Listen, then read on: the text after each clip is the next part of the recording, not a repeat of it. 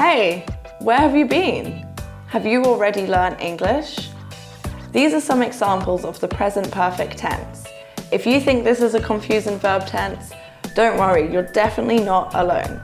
So keep on watching this video because I will explain all about the present perfect tense. Hello and welcome to Advancing English. My name is Roxana, and if you're new to my channel, don't forget to click the red subscribe button just below so that you can advance in English. The present perfect tense looks something like this. Has or have plus the past participle. To make a question, you swap round the subject and the has or have part, and to make a negative statement, you include the word not. The first use of the present perfect tense is to talk about an action that happened at an unspecified time before now.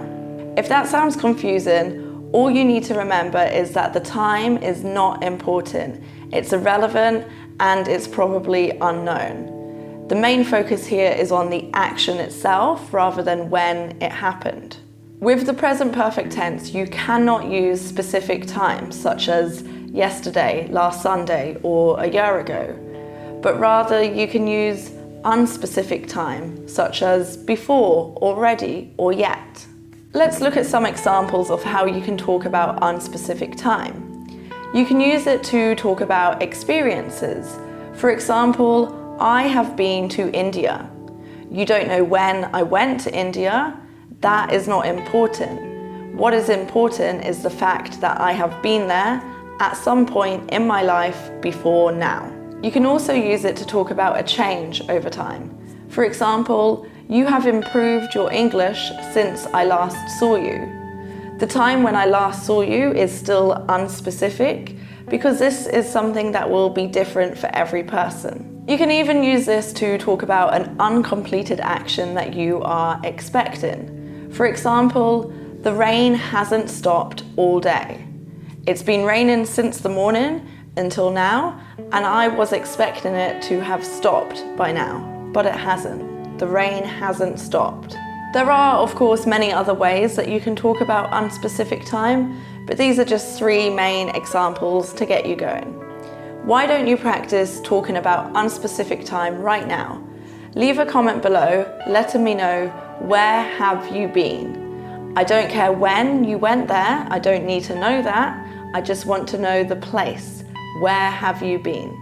The second use of the present perfect tense is to talk about a duration from the past until now. This can only be used with non-continuous verbs. When we talk about a duration of time, we can use words such as for and since. For example, I have been in Indonesia for 4 years, or I have been in Indonesia since 2014. So the action of me being here in Indonesia, that started in 2014. It started 4 years ago and it continues up until now. Okay, so that's the uses for the present perfect tense. The main thing that you need to remember is that the time is not important. It's irrelevant and it's unknown. The focus is more on the action itself rather than when it happened.